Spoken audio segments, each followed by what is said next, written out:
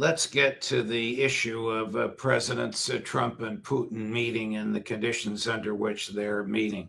Yesterday, President Trump signed an executive order characterizing the Russian Federation as posing a material threat to the national security of the United States. Isn't this absurd?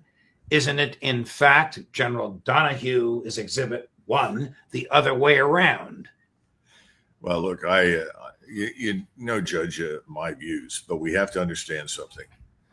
And this has happened before when President Trump was in his first term. Have the critical findings at the Central Intelligence Agency changed since he became president? You know, these findings essentially say who is a threat, who is not a threat, why is it a threat? It's very carefully detailed in its analysis and foundation. Well, the answer is nothing has changed since President Trump became president a second time. All those findings are intact. So no, that's utterly ridiculous. And I think privately, President Trump probably feels that way, but he lacks the strength. He lacks the self-confidence, the conviction to step away from that and say, well, that's ridiculous. No. And we have no interest under any circumstances in going to war with Russia or, for that matter, China.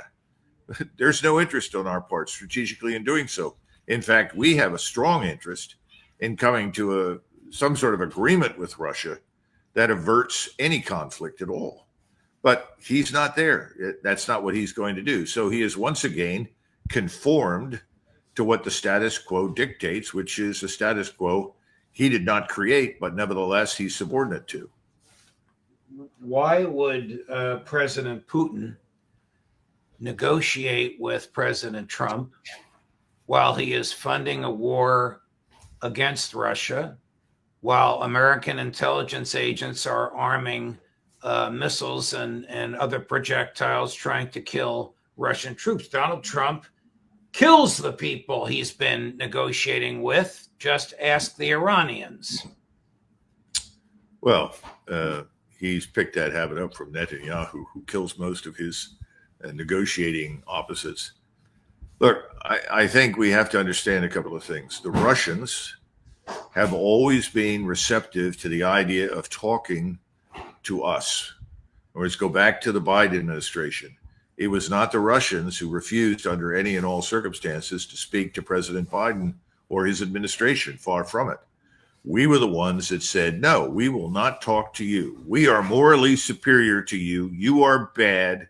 And because you are bad, we can't talk to you. This is sort of standard leftist nonsense. President Trump came into office, and the Russians made it very clear that they're quite willing to talk to him. So this is not new by any stretch of the imagination. However, the question is, what is the purpose of the meeting? The Russians aren't fools. They know how President Trump thinks and behaves. President Trump is very short term in his horizon. He's not looking long term at anything. President Trump thinks in terms of, I got to get a win. Well, I got to be the guy that wins. I have to dominate this. They know that. So the real question is, why are they bothering to meet with him? We don't know what President Trump has privately said, because the Russian position is very well known. It's not going to change. Now, there are things that we can do that can accommodate them, and there are things that they could do that could accommodate us, particularly if we're willing to look at a larger strategic picture. And the Russians, if you go back to 2021, before the intervention even began in February of 2022, they set some proposals to us. And if you look at these proposals, they are about the security architecture of Europe. And now I think the Russians would be interested in talking not only about the security architecture in Europe, but also in the Middle East and Southwest Asia, because we are busy on their southern border now, along with the Israelis, trying to create havoc and chaos in Azerbaijan and elsewhere. So I think they're interested in the larger strategic picture. What are we interested in? I think President Trump is interested in a meeting that makes a hero out of President Trump. Right. Where he can stand there and say, well, I have brought together Zelensky and Putin and we've made peace. No, it's not going to happen. The Russians are going to talk to Zelensky. They don't consider him remotely legitimate, nor should they. The question is, what does President Trump want? And he says he wants Zelensky president. And as far as I know, in this back and forth over the last several hours, the Russians have said absolutely not. And he said, well, if Zelensky's not going to be there, then I can't meet with you, which, of course, is absurd because remember, Zelensky, along with this war in Ukraine, Judge, is not his war. Zelensky isn't necessarily his man. In fact, I'm still trying to figure out why President Trump didn't stand up, grab Zelensky by the scruff of his neck, and throw him out of the Oval Office when he was over here. But, I'm at a loss to figure out what's going on with President Trump, except to understand that in basic terms, he's a reality TV guy. He is a brilliant marketer, and he wants a meeting that's going to make him look great and his administration look great. The problem is I'm not sure he's going to get what he wants because the Russians are substantive. They're looking for a real outcome. And I think it's the larger strategic architecture that is of greatest interest to them because, frankly, from the Russian standpoint, this war in Ukraine is grinding to a very slow halt. And when it ends, it's going to end on their terms anyway. So there's not a whole hell of a lot to negotiate. Our friend and colleague Scott Ritter says that President Putin has reduced his 6 demands to end the conflict down to 2. The first is that Ukraine will acknowledge that the 4 Donbas areas in eastern Ukraine are Russia. The military will leave. The Ukrainian governmental apparatus that remains will leave. And the second is that the remainder of Ukraine will have nothing whatsoever to do with NATO.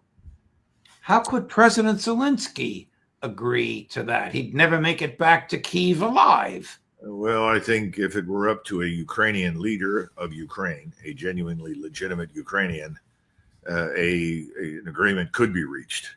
They may not like it, but the Ukrainian people want this war to end. There's no question about that.